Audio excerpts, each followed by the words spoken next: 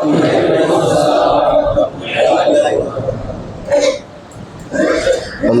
لله الحمد لله وحده والصلاة والسلام على من لا نبي بعده أما بعد فأعوذ بالله من الشيطان الرجيم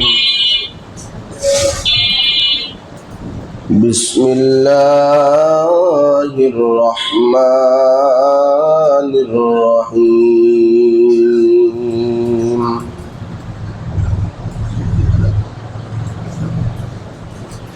أفلا ينظرون إلى الإبل كيف خلقت وإلى السماء كيف رفعت وإلى الجبال كيف نصبت وإلى الأرض كيف سطحت آمنت بالله صدق الله مولانا العظيم وقال صاحب القرآن رسول الله صلى الله عليه وآله وسلم أن تعبد الله كأنك تراه فإن لم تكن تراه فإنه يراك أو كما قال النبي عليه الصلاة والسلام صدق الله مولانا العظيم وصدق رسوله النبي الأمي الكريم ونحن على ذلك لمن الشاهدين والشاكرين والحمد لله رب العالمين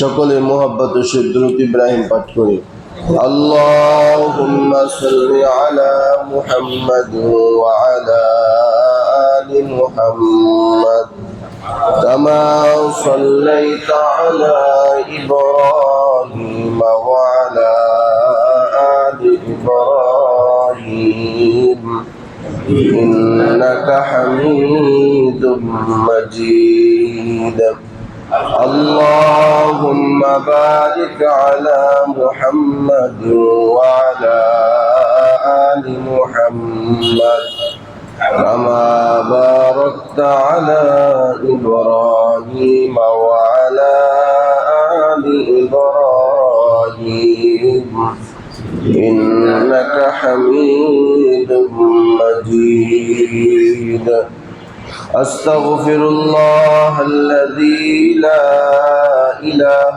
إلا هو الحي القيوم وأتوب إليه لا حول ولا قوة إلا بالله العلي العظيم أستغفر الله الذي لا إله إلا هو الحي القيوم وأتوب إليه لا حول ولا قوة إلا بالله العلي العظيم الحمد لله আল্লাহ পাকের দরবারে লাখো কোটি শুকরিয়া আদায় করি যে মহান আল্লাহ তাআলা আপনাকে আমাকে সুস্থ রেখে ভালো রেখে আল্লাহ পাক রব্বুল আলামিনের পবিত্র হুকুম জুমার নামাজ পড়ার উদ্দেশ্যে মসজিদে আসার বসার কিছু কথা বলার শোনার তৌফিক দান করলেন এই জন্য দিল থেকে শুকরিয়া দান সকলেই বলি আলহামদুলিল্লাহ লক্ষ কোটি দুরূদ ও সালাম বিশ্ব মানবতার কান্ডারি বিশ্ব মানবতার মুক্তির দিশারি সাইয়্যিদুল মুরসালিন রাহমাতুল লিল আলামিন খাতামুন নবিয়্যিন ইমামুল মুরসালিন হযরত মুহাম্মদুর রাসূলুল্লাহ সাল্লাল্লাহু আলাইহি ওয়া আলিহি ওয়াসাল্লাম। মুহতারাম হাজিরিন, মাহে রমজান মাসের আজকে তৃতীয় জুমা। সময়টা যাইতেছে মাগফিরাত। মাগফিরাত মানে ক্ষমা করা। বান্দা আল্লাহর কাছে ক্ষমা চাইবে, আল্লাহ বান্দাকে ক্ষমা করবে। কথাটা আবার খেয়াল করেন, বান্দা আল্লাহর কাছে কি করবে? সবাই বলেন। আর আল্লাহ বান্দারে কি করবে? এই সময়টা অতিবাহিত হইতেছে, অর্থাৎ জীবনে যত অন্যায় করছে সব অন্যায়ের জন্য ক্ষমা চাইবে। আর আল্লাহ তাআলা মাহে রমজান মাসের বরকতে সব গুনাহগুলা মাফ করবে।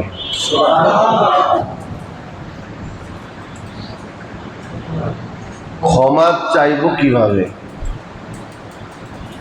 আল্লাহ তাআলার কাছে যে আমি যে ক্ষমা চাইবো, আচ্ছা ক্ষমা চাইতে রাজি আছি না সবাই? কেউ কি চাই যে গুনাহ লইয়া কবরে যাইতে?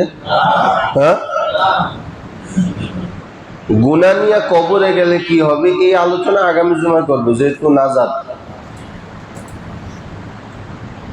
তাহলে ক্ষমা সবাই পেতে চাই, আল্লাহ আমারে ক্ষমা করুক, আল্লাহ আমারে মাফ করুক। ক্ষমা চাওয়ার পদ্ধতি আছে না নেই? ক্ষমা চাওয়াটাকে মুফাসসিরিনের ভাষায় বলা হয় তওবা। গুনাহ থেকে তওবা করা মানে আল্লাহ তাআলার কাছে নত হওয়া, স্বীকৃতি দেওয়া, নিজকে বিনয়ী করা, এটার নাম হইল ক্ষমা চাওয়া। তার মানে আল্লাহ তাআলা সবাইকে মাফ করবেন, যারা ক্ষমা চাইবে তাদেরকে মাফ করবেন। কথাগুলো বুঝতেছেন? খুব মনোযোগ দেন। এই মাঝে মাগফিরাতের 10টা দিনের কাজ হলো বান্দা ক্ষমা চাইবে, আল্লাহ বান্দাকে ক্ষমা করবে। যে চাইবে সে ক্ষমা পাবে, যে চাইবে না ক্ষমা পাবে না। সবাই চাই আল্লাহ আমারে ক্ষমা করুক, আল্লাহ আমারে মাফ করুক, কিন্তু এক একজনে এক এক তরিকায় হাঁটতেছে। যত তরিকায় হাঁটেন না কেন সবচেয়ে উত্তম এবং সঠিক পদ্ধতি হলো তওবার মাধ্যমে ক্ষমা চাওয়া। তওবা ছাড়া অন্য কোন পদ্ধতিতে ক্ষমা চাওয়ার সুযোগ আছে? তওবা ছাড়া কেউ যদি অন্য কোন পদ্ধতি বা তরিকায় আল্লাহ তাআলার কাছে ক্ষমা চায়, মুহাদ্দিসিনের ভাষায় তাকে বলা হয় মুনাফিক। তাকে কি বলা হয়? বলে মুনাফিক কেন? আর তওবার মাধ্যমে চাইতে হবে কেন? প্রশ্নের জবাব হলো তওবার মাধ্যমে যে চাইবে আল্লাহ তাকে মাফ করবে, তওবার মাধ্যমে যে চাইবে না আল্লাহ তাকে মাফ করবে না। তাহলে চাইবো কিভাবে? তওবার মাধ্যমে চাইবো কিভাবে? আমি যেই গুনাহের জন্য তওবা করব ওই গুনাহ জীবন থাকতে আর কোনোদিন করব না, এই প্রতিজ্ঞা করার মাধ্যমে তওবা করতে হবে। কথা বুঝতে পারছেন? আল্লাহ এই মাগফিরাতে সবাইকে মাফ করবে। আমি আবারও বলতেছি, মাগফিরাতে 10 দিনে আল্লাহ তাআলা সবাইকে মাফ করবে যারা তওবার মাধ্যমে মাফ চাইবে। তারাবি নামাজের শেষে আখিরে মোনাজাত হয়, ওই মোনাজাতেও আল্লাহ বান্দাকে ক্ষমা করে। ইফতার নিয়ে যখন বান্দা হাত উঠে আল্লাহ তাআলার কাছে ক্ষমা চায়, আল্লাহ তখনও বান্দারে ক্ষমা করে। তাহাজ্জুদের সময় যখন হাত উঠে আল্লাহ তাআলার দরবারে ক্ষমা চায়, তখনও বান্দাকে আল্লাহ ক্ষমা করে। কিন্তু সবাইকে ক্ষমা করে না, যে তওবার মাধ্যমে ক্ষমা চায় তাকেই ক্ষমা করা হয়। উদাহরণ,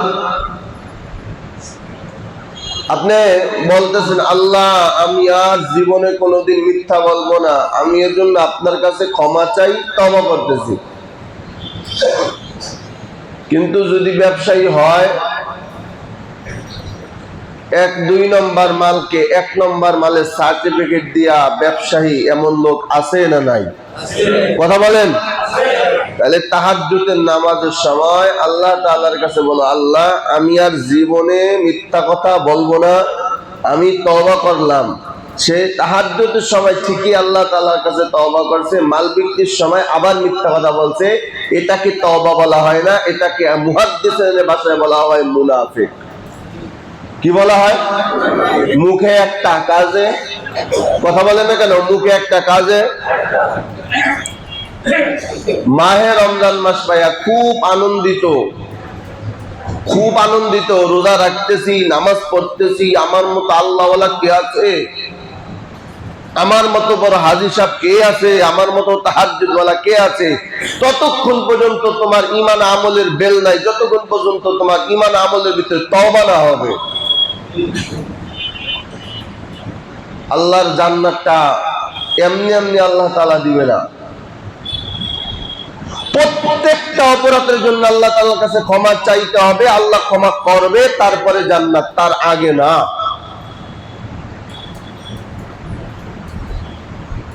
এজন্য মুহতারাম হাজিরিন, মাহে রমজান মাস উপলক্ষে হাদিসে ফাজাইলের রমাদানের ভিতরে একটা হাদিস আনছেন। আল্লাহ রাসূল বলেন,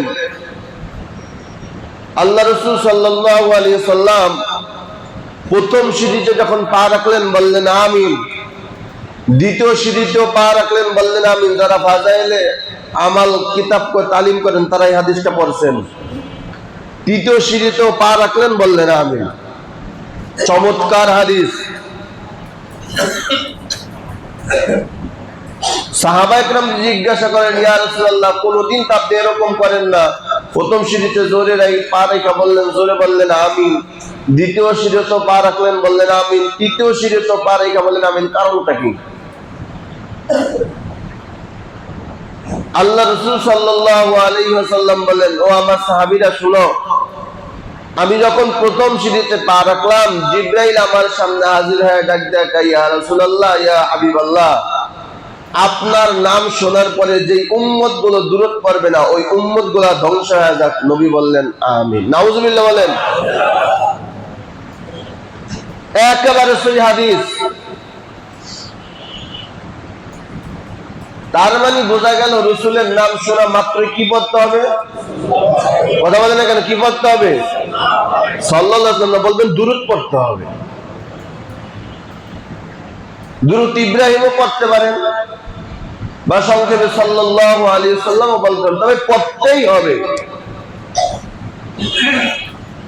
দ্বিতীয় সিঁড়িতে পা রাখার পর নবী বললেন, ও সাহাবীরা, জিবরাইল আমিন আমাকে বলল, যেই পিতা মাতা যেই সন্তানের প্রতি অসন্তুষ্ট থাকবে, পিতা মাতার অবাধ্য সন্তানগুলো ধ্বংস হয়ে যাক। আমি রাসূল বললাম আমিন।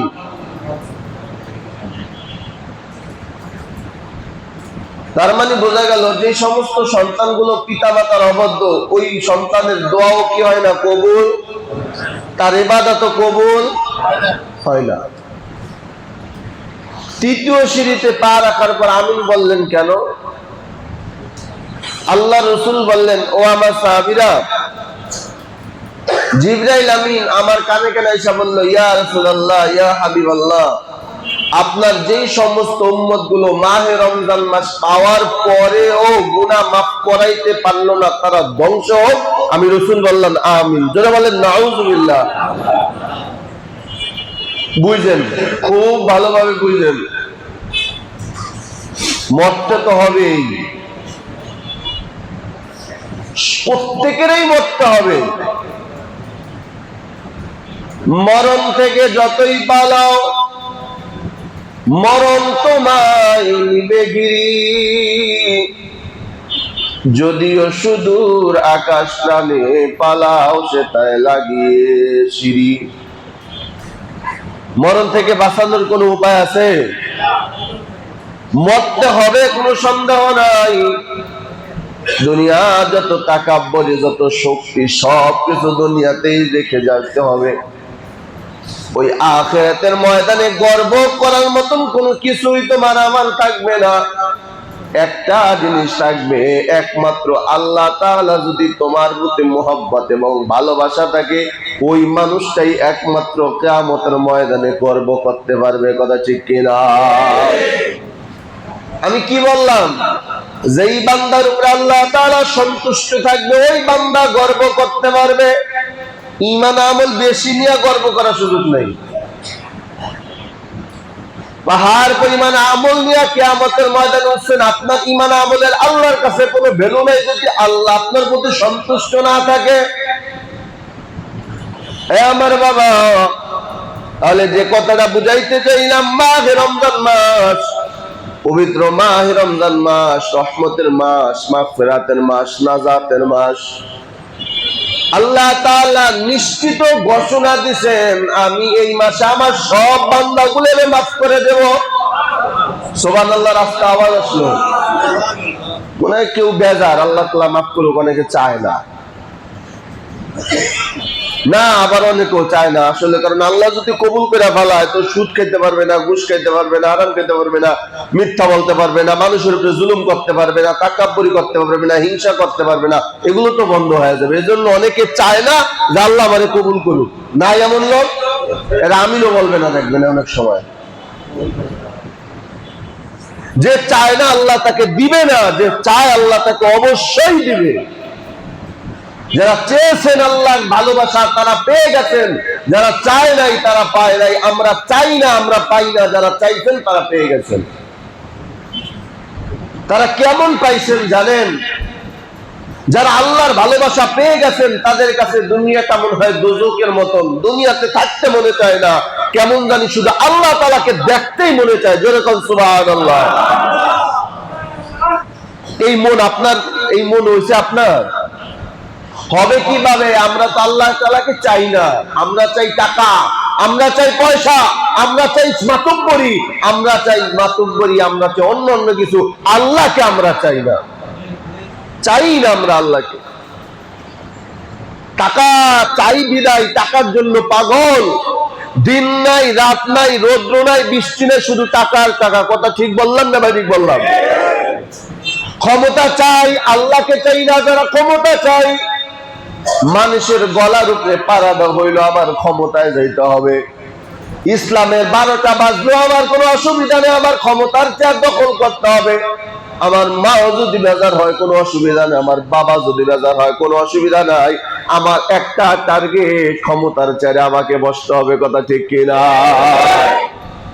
যারা এই টার্গেট নিয়ে আগাইছেন আল্লাহ তাআলা তাদেরকে ক্ষমতার চেয়ার দিয়েছেন, বাট কিন্তু আল্লাহকে তারা পায় নাই। ঠিক নেই? এর ভিতরে 1 নম্বরের নাম হলো মিস্টার ফেরাউন। কে? মিস্টার ফেরাউন। আল্লাহ তাআলাকে চায় নাই, আল্লাহ তাআলাকে সে পায় নাই, চাইছে দুনিয়া, আল্লাহ দিয়া দিয়েছেন দুনিয়া। দেন নাই আল্লাহ তাআলা? আপনিও যদি আল্লাহ তাআলাকে না চায়, টাকা পয়সা চান, আল্লাহ আপনাকে দিবে। আমি আল্লাহ কার মতো দিব জানো? আমি আল্লাহ দিব কারুনের মতন সম্পদ দেব। এত কোটি কোটি টাকা সম্পদ আমি আল্লাহ তোমাকে দিব। তবে তুমি যেহেতু সম্পদ আমি আল্লাহর কাছে চাইছো, আমাকে চাও নাই, আমি তোমাকে সম্পদে দেব, তুমি আমি আল্লাহকে পাইবা না।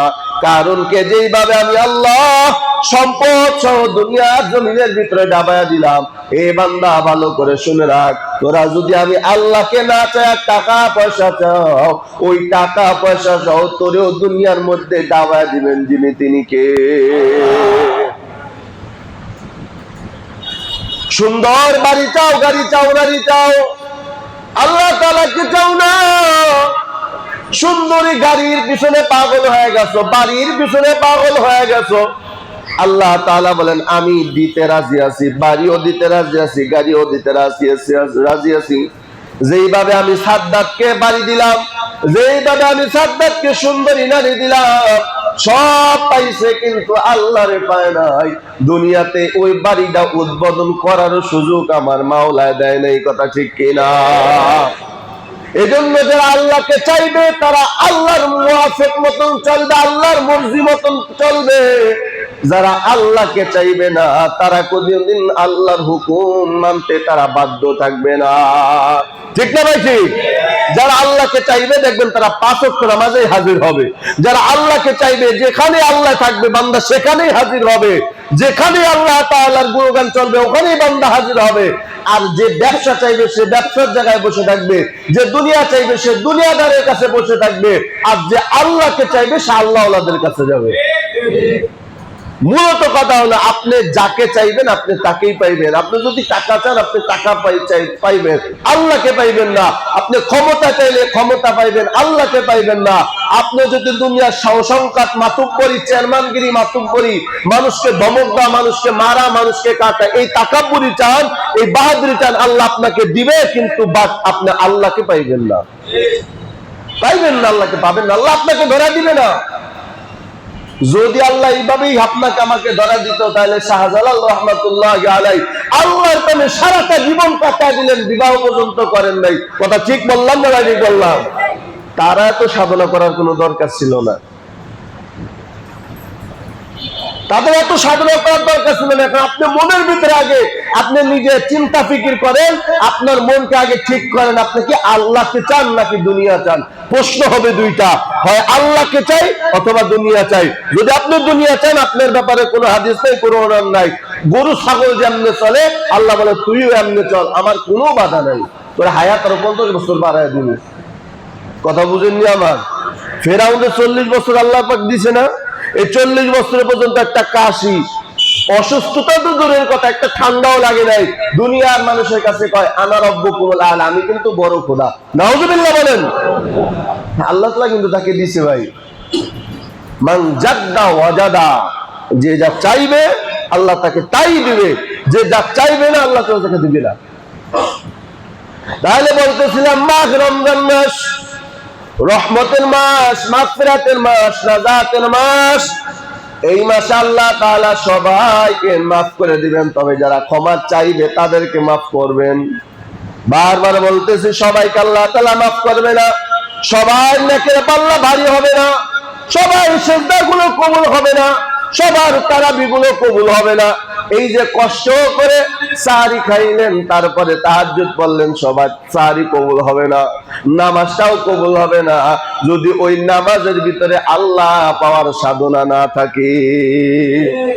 কোন আমলেই কবুল হবে না যে আমলের ভিতরে আল্লাহ পাওয়ার সাধনা থাকবে, ওই আমলটাই কবুল হবে।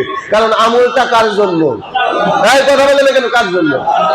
আল্লাহর জন্য যদি আমল হয় ওই আমলের ভিতরে আল্লাহ পাওয়ার সাধনাই থাকতে হবে, অন্য কোনো সাধনা রাখা যাবে না। মানুষকে দেখানো সাধনা যদি থাকে ওই আমল কবুল হবে না। মানুষকে দেখানো যদি রোজা হয় ওই রোজা কবুল হবে না। মানুষকে দেখানোর জন্য তার যদি তাহাজ্জুদ করা হয় ওই তাহাজ্জুদ কবুল হবে না। ওই রোজা কবুল হবে যে রোজাটা আল্লাহ তাআলা পাওয়ার সাধনা থাকবে, ওই নামাজটাই কবুল হবে যে নামাজের ভিতরে আল্লাহ পাওয়ার সাধনা থাকবে। ওই সাহারি ইফতার তারাবিটাই কবুল হবে যে সাহারি ইফতারের ভিতরে আল্লাহ পাওয়ার সাধনা থাকবে। এই মাহে রমজান মাস কিন্তু একটা সাধনা। কি করা? যারা সাধক আছেন, অনেকে সাধক, অনেকে কিন্তু সাধনা করে। কেউ পীর বাবা সাধনা করে, কেউ বিভিন্ন তরিকার লাইনে সাধনা করে। মুসলমানও একটা মাস সাধনা করে, ওই মাসটা হলো আল্লাহ পাওয়ার সাধনা। কথা বলে না কেন? কথাগুলা কি বুঝতে পারতেছেন আমার?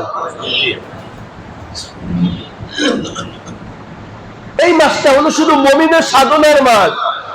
কেমন সাধনা? একটাই উদ্দেশ্য, এই মাসে যেহেতু আল্লাহ তাআলা এত রহমত এত মাগফিরাত দিবেন, এই মাসেই আমি আল্লাহ তাআলাকে সাধনা করে, আল্লাহ তাআলার সাধনা করে আমি আল্লাহ তাআলার প্রিয় পাত্র হয়ে যাব ইনশাআল্লাহ।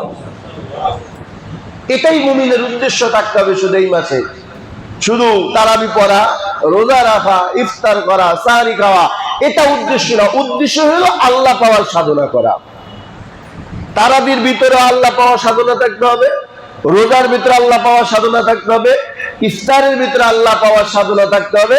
তাহলে আপনার নামাজটা কবুল হবে, আপনার রোজাটা কবুল হবে, আপনার সবকিছু কবুল হবে। কিন্তু রোজা রাখাও যদি আপনি সে আগের মতনই চলাফেরা করেন, রোজা রাখাও যদি আপনার আগের মতন চরিত্র থাকে, রোজা রাখাও যদি আপনি ঠিক মতো নামাজ না পড়তে পারেন, আল্লাহর কসম আপনার রোজাও কবুল হয় না, আপনার সাহারিও কবুল হয় না, আপনার কোন ইবাদতই কবুল হয় না, কবুল হয় না।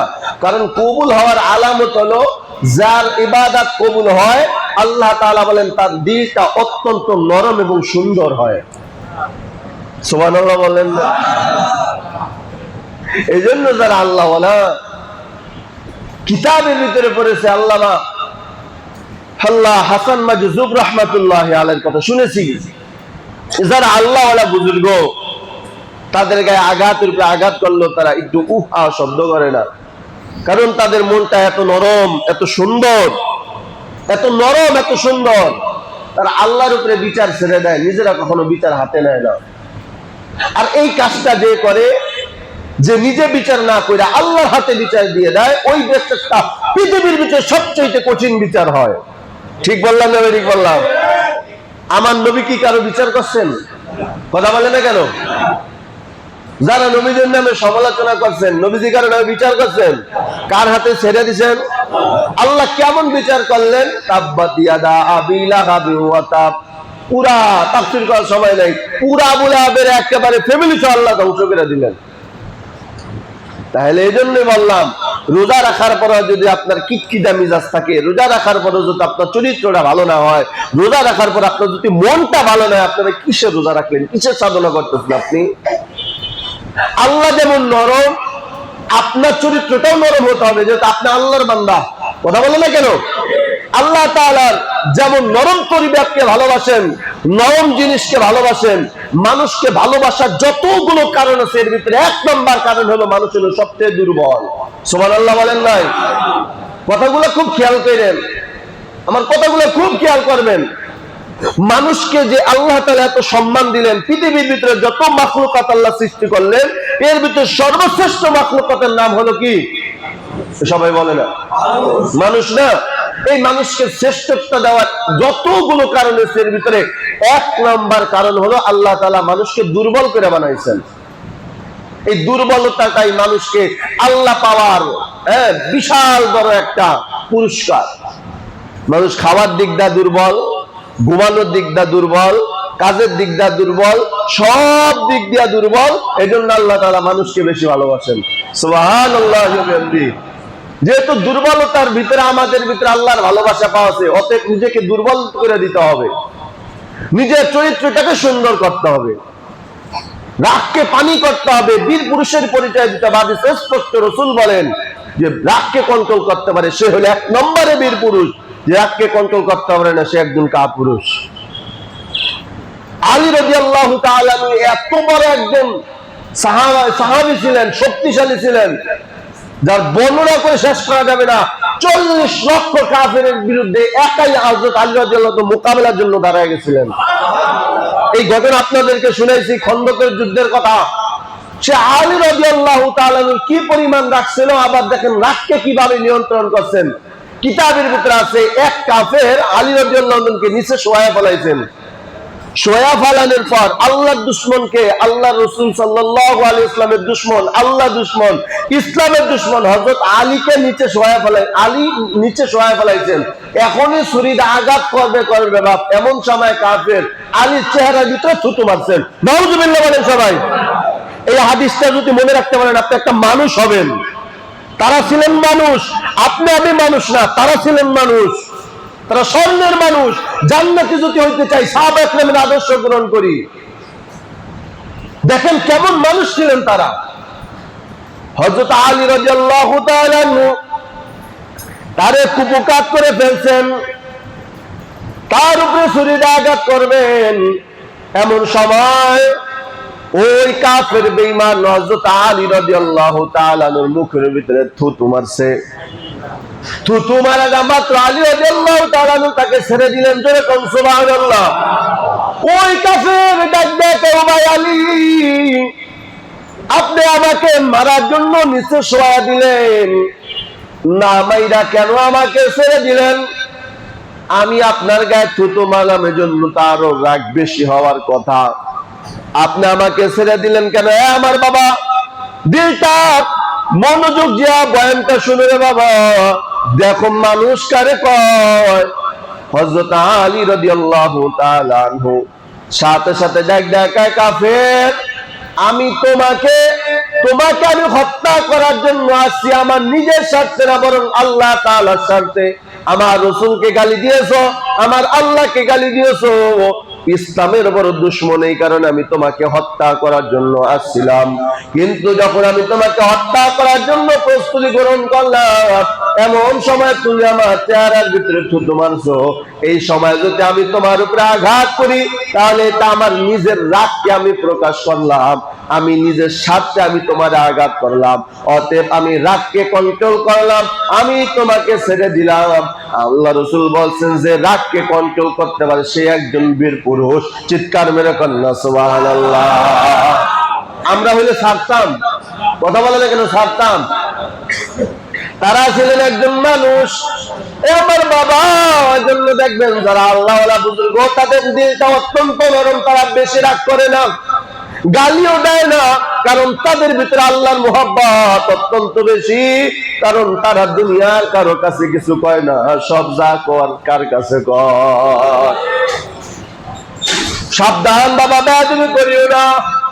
কিতাবের ভিতরে স্পষ্ট আছে, এক রাস্তা দিয়ে, এক রাস্তার পাশ দিয়ে একটা যুবক আর যুবতী গল্প প্রেমের আলাপ করতে করতে রাস্তা দিয়া যায়। ওই জামানায় বড় একজন আল্লাহওয়ালা বুজুর্গ হযরত হাসান মাজুব রাহমাতুল্লাহি আলাইহি, বড় আল্লাহওয়ালা, জীবনে কাউকে গালি দেয় না, কারো সাথে রাগ করে না, কারণ আল্লাহওয়ালাদের তরবিয়ত আল্লাহওয়ালাদের মতো।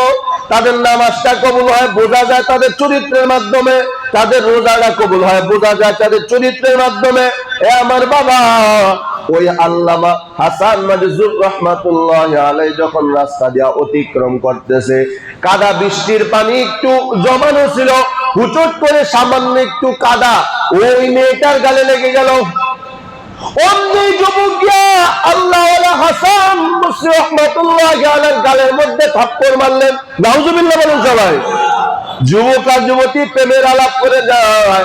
হাসান মাজুব রাহমাতুল্লাহি আলাইহি রাস্তা দিয়া হাঁটতেছেন, সামান্য একটু পায়ের পানি ওই এই যুবতীর গালের মধ্যে এসে লাগছে।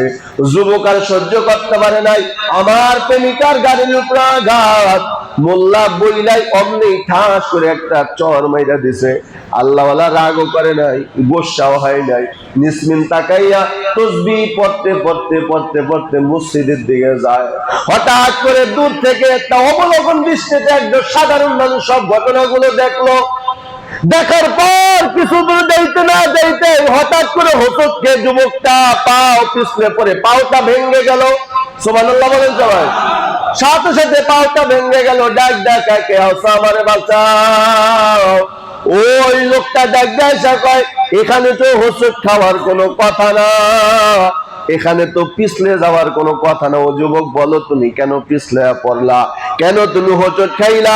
ডাক ডাকা, আমিও তো বুঝতে পারি নাই। বলে যুবক বলো, কোনো কিছুক্ষণ আগে কোনো কারোর সাথে বেয়াদবি করছো কিনা? হ্যাঁ হ্যাঁ, আমি একজন হুজুরের সাথে বেয়াদবি করেছি, আল্লাহওয়ালার সাথে বেয়াদবি করেছি। লোকটা ডাক ডাকায়, আল্লাহওয়ালাকে তো চিনলা না? আমাদের এলাকার সবাই তারে বড় হুজুর নামে ডাকে, তার নাম হলো হযরত হাসান মাজুব রাহমাতুল্লাহি আলাইহি। জোরে করুন সুবহানাল্লাহ। ওয়ান্নি মেয়েটা হাতে ধইরা ডাক ডাকায়, যদি এখনো যদি ক্ষমা চাইতে পাইতে চাও, তাড়াতাড়ি আল্লাহওয়ালার পায়ে ধরে ক্ষমা চাও। কিতাবের ভিতরে লেখে, ওই মেয়েটা যুবকরে ধইরা ডাক ডাকায়, হুজুর আমার এই ভাইটাকে আপনি মাফ করে দেন, আমার বন্ধুটারে আপনি মাফ করে দেন। ওই আল্লাহ দেখা, মা আমি আল্লাহর কাছে নালিশও করি নাই, আমি আল্লাহ তাআলার কাছে বিচারও দেই নাই, আমি মনও খারাপ করি নাই। তবে তোমার যেহেতু বন্ধু, তোমার গালে একটু পানি সামান্য লেগে গেছে, আমি ইচ্ছা করিয়াও দেই নাই। হাঁটার ফলে সামান্য একটু পানি তোমার গালের মধ্যে লাগার কারণে তুমি তোমার বন্ধু রাগ কইরা আমার গালের মধ্যে থাপ্পড় মারলো, তোমার ভালোবাসা আমার গালের মধ্যে থাপ্পড় মারলো। এ আম্মা জান, আমিও একজন রে ভালোবাসি, তিনি হলেন আমার আল্লাহ। জোরে জোরে কন্যা সুবহানাল্লাহ। তোমার গালের মধ্যে পানি লাগার কারণে তোমার বন্ধু যদি আমার প্রতি আঘাত করে প্রতিশোধ নিতে পারে, আমি একজনকে ভালোবাসি, তিনি সব সময় আমাকে দেখেন, এজন্য আমার কোনো কিছু বলার দরকার হয় না। আমার মুহাব্বতে তিনি জাগায় ওই সন্তানের বিচারটা কইরা দিছে। জোরে জোরে কন্যা সুবহানাল্লাহ। আমার বাবা, এই জন্য দিলটারে সব সময় মন ভালো রাখো, মনটারে পরিষ্কার রাখো, মনের ভিতরে নেফাকি রাখো না। মরতে হবে, মরণের পরে তোমার সাথে শুধু নেক আমল গুলো যাবে আর মানুষের প্রশংসাটা যাবে। এমন কিছু করিও না তাহাজ্জুদে দাঁড়ায় যেন, তো আল্লাহু আকবার, তাহাজ্জুদে দাঁড়ায় যেন চোখের পানি ছেড়ে যদি বদয়া যেন না দেয়, যেন না বলে আল্লাহ লোকটা যদি দুনিয়ার থেকে যায় আমি বাঁচতে পারি, লোকটা যদি দুনিয়ার থেকে বিদায় হয়ে যায় আল্লাহ আমি মুক্তি পাই। এমন কোন কাজ তোদের পায়ে ধরে করিও না, কারণ বান্দার হক নষ্ট করার কারণে বান্দাকে আল্লাহ তাআলা মাফ করবে, কিন্তু বান্দার হক নষ্ট করার কারণে বান্দা আল্লাহ কোনোদিন বান্দাকে মাফ করবে না। কথা ঠিক কিনা? আপনি আল্লাহর হক বাদ দিচ্ছেন, নামাজ পড়েন নাই, রোজা করে নাই, আল্লাহ তাআলা দয়া মায়া করে মাফ করে দিতে পারে, কিন্তু সবাই তো আল্লাহ তাআলার বান্দা। কার উপরে মুসলমানের উপরে মুসলমানরা আঘাত করার আমার আল্লাহ কোনো সুযোগ দেয় নাই, ধমক দেওয়ার সুযোগ দেয় নাই। এই কাজটা যদি সীমা লঙ্ঘন করে করো রে বাবা, যত বড় তাহাজ্জুদ গুজার হও না কেন, যত বড় তারাবি পড়নেওয়ালা হও না কেন, হাজী সাহেব হও না কেন, চরময়ের মাঠে দৌড়াও না কেন, 10 চিল্লা দাও, 3 চিল্লা দাও না কেন, ওই বান্দা মাফ না করা পর্যন্ত আল্লাহর কসম জান্নাতে যাওয়ার কোনো সুযোগ নাই। ঠিক না ভাই? ঠিক। এজন্য মানুষটা যখন দুনিয়া থেকে বিদায় হয় তখন কিছু মানুষ বলে বদনাম, কিছু মানুষ করে প্রশংসা। ঠিক না ভাই? ঠিক করে কর। মুহতারাম হাজিরিন, আখা আল্লাহ তাআলা আমাদের সহিহ বুঝ দান করুন, সকলে বলে আমিন। তাহলে এই জন্য আল্লাহ পাক রমজান মাস রহমতের মাস, বরকতের মাস, নাজাতের মাস, এই মাসে আল্লাহ তাআলা সবাইকে মাফ করে দিবেন, তবে কোনো সন্দেহ নাই। তবে যারা ক্ষমা চাইবেন তাদেরকে মাফ করবেন, যারা ক্ষমা চাইবেন আল্লাহ তাদেরকে মাফ করবে না। তাই ক্ষমা চাওয়ার পদ্ধতি কি হুজুর বলে দেন? ক্ষমা চাওয়ার পদ্ধতি হলো, আল্লাহ আমি যেই গুনার জন্য আল্লাহ তাআলার কাছে তওবা করব, মনে করেন আমি আল্লাহ তাআলার কাছে বলবো আল্লাহ আমি জীবন যাকার থাক আমি কোনোদিন মানুষের উপরে জুলুম করব না।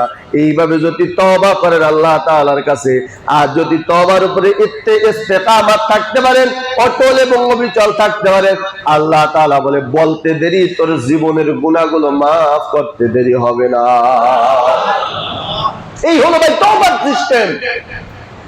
যতই চোখের পানি ঝরান না কেন, যদি ওই চোখের পানির ভিতরে আল্লাহর মুহাব্বত না থাকে ওই চোখের পানির কোনো দাম নাই। এজন্য আমি আগেই বললাম ওই সিজদাটাই কবুল হবে যে সিজদার ভিতরে আল্লাহ পাওয়ার সাধনা থাকবে। আর আল্লাহ পাওয়ার যার ভিতরে সাধনা থাকবে, দুনিয়ার সব উলট পালট হয়ে যাক, আল্লাহর বান্দা আল্লাহর দিকেই ফিরে থাকবে। ঠিক বললাম না? ঠিক বললাম? এই হলো আল্লাহ পাওয়ার সাধনা। আর দুনিয়া পাওয়ার সাধনা থাকলে আল্লাহ আমারে যা করার পরে করুক, আগে যা করার তা কইরা নেই। কথা বলে না কেন ভাই? এমন মানুষ আছে না? বহু মানুষ আমি দেখেছি ডাইরেক্ট আমনে বলে হুজুর আপনি এত নামাজ কথা বললেন না, যা হওয়ার আমার সাথে তো হবে, আমার কবরে আমি যাবো, আপনি তো আমার কবরে যাবেন না, আপনার কাম আপনি করেন, আমার কাম আমি করি। নাই এমন লোক নাই? হ্যাঁ, এখন শক্তি আছে, বলার সুযোগ আছে। এজন্য আল্লাহ তাআলা বলেন পিছনে ইতিহাস থেকে শিক্ষা নাও। এই কথা ফিরাউন বলছে, আজকে ফিরাউনের কোনো অস্তিত্ব নাই। এই কথা কারুন বলছে, কারুনের কোনো অস্তিত্ব নাই। যারা এই কথা বলছে একজনের কোনো অস্তিত্ব নাই। ঠিক নেই? এজন্য মান জাদ্দা ওয়াজাদা, এই মাস হলো মাহে রমজান মাস হলো আল্লাহ পাওয়ার সাধনা, আল্লাহর কাছে পাওয়ার সাধনা। তাহলে আল্লাহ তাআলাকে কাছে পাওয়ার যত সাধনা আছে এর ভিতরে 1 নম্বর সাধনার নাম হলো রোজা। 1 নম্বর সাধনার নাম কি? সবাই বলে না কেন ভাই? রোজা। 2 নম্বর আল্লাহ তাআলার সন্তুষ্টি অর্জন করা। 2 নম্বরে কি বললাম? আল্লাহ তাআলার সন্তুষ্টি অর্জন করা। 3 নম্বর পদ্ধতি হলো গভীর জ্ঞানে মগ্ন হয়ে একান্তভাবে আল্লাহ তাআলার সাথে কথা বলা। সুবহানাল্লাহ বলেন। হুজুর আল্লাহরে পান কই, আল্লাহর সাথে একা একা কিভাবে কথা বলবো, গল্প করব? আল্লাহ রাসূল সাল্লাল্লাহু আলাইহি ওয়াসাল্লাম বলেন যখন তুমি দুনিয়ার সব ঝামেলাকে এক সাইডে রেখে আল্লাহ তাআলার প্রতি মুতাওয়াজ্জিহ হয়ে যখন আল্লাহকে ডাকবা, তখন আল্লাহর পাক রব্বুল আলামিন তোমার প্রত্যেকটা ডাকে সাড়া দেয়। বুঝেন আল্লাহ পাওয়ার সাধনা? বুঝেন? জঙ্গলের ভিতরে 12টা বছর কাটায় দিয়েছেন।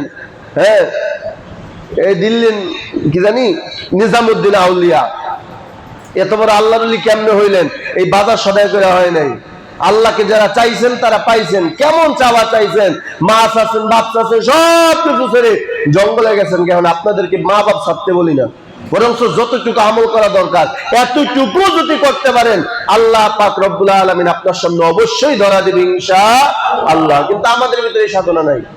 তাহলে মাহে রমজান মাসের ভিতরে 3 নম্বর সাধনা হলো একাকী ভাবে আল্লাহ তাআলার সাথে প্রেম করা, কথা বলা। এর সবচেয়ে বড় মাধ্যমের নাম হলো ইতিকাফ। কি জোরে বলেন? ইতিকাফ। ইতিকাফের চেয়ে বড় মাধ্যম রমজান মাসে আল্লাহ পাওয়ার আর কোনো মাধ্যম নেই। কেউ যদি আল্লাহ তাআলাকে সন্তুষ্ট করতে চায়, জাহান্নাম থেকে বাঁচতে চায়, জান্নাত পেতে চায়, ইতিকাফ ছাড়া কোনো বিকল্প নাই। যারা আল্লাহ তাআলা যাদেরকে কবুল করবেন, যারা পারবেন তারা ইতিকাফে বসবেন। আল্লাহ যাদেরকে কবুল করবে না তারা বসতে পারবে? ভাই, বসতে পারবে না। কিন্তু বসার আগ্রহ সবার ভিতরে থাকতে হবে। এজন্য আমি দেখতে চাই যে আল্লাহ তাআলাকে পাওয়ার সাধনার জন্য হুজুর আমি ইতিকাফে নিয়ত করব ইনশাআল্লাহ 10টা দিন মসজিদের ভিতরে ইতিকাফে থাকবো। আল্লাহ রাসূল সাল্লাল্লাহু আলাইহি ওয়াসাল্লাম ইতিকাফের ব্যাপারে যে ফজিলত বয়ান করছেন, সময় নেই আমরা বলতাম, তবে একটা কথা শুনে রাখেন, আল্লাহ রাসূল সাল্লাল্লাহু আলাইহি ওয়াসাল্লাম স্পষ্ট বলেন, কেউ যদি একদিনের জন্য ইতিকাফ করে জাহান্নাম তার থেকে এত দূরে সরে যায়, আসমান আর জমিনের যতটুকু দূরত্ব এই পরিমাণ একদিনের ইতিকাফ করার কারণে জাহান্নাম সরে যায়। তাহলে ইতিকাফ করলে লাভ না লস? এজন্য রাজি আছেন ইনশাআল্লাহ? কয়েকজন বলেন তো ইনশাআল্লাহ? মাশাআল্লাহ মাশাআল্লাহ। যে আমার কয়েকজন ভাই দাঁড়াইছে, আর কেউ আছেন? ইতিকাফ, ইতিকাফ বুঝে নিয়েন। ইতিকাফ বিষয়টা কি আমি বুঝাইতেছি। ইতিকাফটা হলো 10 দিনের জন্য দুনিয়ার সমস্ত মায়া ত্যাগ করা। কথা বুঝতে পারছেন? পরিষ্কার ভাষায় কথা হলো দুনিয়ার মায়া ত্যাগ করা, দুনিয়ার মোহব্বত ত্যাগ করা, দুনিয়ার সাথে কোনো সম্পর্ক রাখা যাবে না। এই 10টা দিন একমাত্র আল্লাহকে নিয়েই থাকতে হবে। এটার নাম হলো প্রকৃত ইতিকাফ। মনে থাকবে? প্রকৃত ইতিকাফ এটার নাম। এরপরে সব সময় জিকির আজকার করা, দুরূদ শরীফ পড়া, কোরআন তেলাওয়াত করা, মাঝে মধ্যে কিতাবাদি পড়া, মোট কথা আপনার 24টা ঘন্টা আমলের মধ্যে থাকা, এটার নাম হলো ইতিকাফ। এবার বলেন কারা কারা রাজি আছেন? ইতিকাফ কারা কারা রাজি আছেন? 1 জন, 2 জন, 3 জন, 4 জন। মাশাআল্লাহ, আল্লাহ তাআলা এদের 5 জন। আল্লাহ তাআলাকে কবুল করুন, সকলে বলে আমিন। এই যে একজন আল্লাহর বান্দা আছে, এই যে মুরব্বি কাকা, আল্লাহ আপনাদেরকে কবুল করেন, সকলে বলে আমিন। যুবক ভাইদের ভিতরে কেউ আছেন? যুবক ভাই, এদিকে তো সব কারখানার কাজ করতে হয়। যাই হোক, আল্লাহ তাআলা সকলের ভিতরে যেন ইতিকাফের বসার জন্য তামান্না আল্লাহ তাআলা আমাদের ভিতরে দান করে, সকলে বলে আমিন। 2য় তলা 3য় তলা যদি কেউ থাকেন ইনশাআল্লাহ আপনারা বসবেন। আল্লাহ পাক রব্বুল আলামিনের রাসূল যে ওয়াদা আপনাদের জন্য দিবেন ফজিলত, এই ফজিলত প্রত্যেককে দান করুন, সকলে বলে আমিন। এজন্য ইতিকাফ এত গুরুত্বপূর্ণ ইবাদত যদি করতে পারি সঠিকভাবে, আল্লাহ তাআলা আমাদেরকে প্রতি দয়া এবং সন্তুষ্ট হবেন কে? আল্লাহ। মন থাকবে তো ইনশাআল্লাহ? মোহতারাম হাজিরিন, তাহলে আল্লাহ পাওয়ার যত সাধনা আছে এর ভিতরে 3 নম্বর সাধনা কি করা? ইতিকাফ করা। কি করা? ইতিকাফ করা। ইতিকাফ সব সময় হয়। এজন্য মসজিদে ঢোকার যে 5টা আদব আছে এর ভিতরে 1 নম্বর আদবের নাম হলো ইতিকাফ করা। ইতিকাফের নিয়ত করা। ইতিকাফের নিয়ত করা তার মানে যতক্ষণ পর্যন্ত মসজিদের ভিতরে বসা থাকবো কিসের নিয়ত করব? ইতিকাফের নিয়ত করব। মনে থাকবে তো ইনশাআল্লাহ? মসজিদে ঢুকা কোনো অশ্লীল কোনো কথাবার্তা বলা যাবে না, মোবাইল চেপা টিভি করা যাবে না। অর্থাৎ মসজিদে ঢুকতে হবে দুনিয়ার সব ঝামেলাকে বাইরে রেখে একমাত্র আল্লাহ তাআলাকে সন্তুষ্ট করার জন্য। মনে থাকবে তো ইনশাআল্লাহ?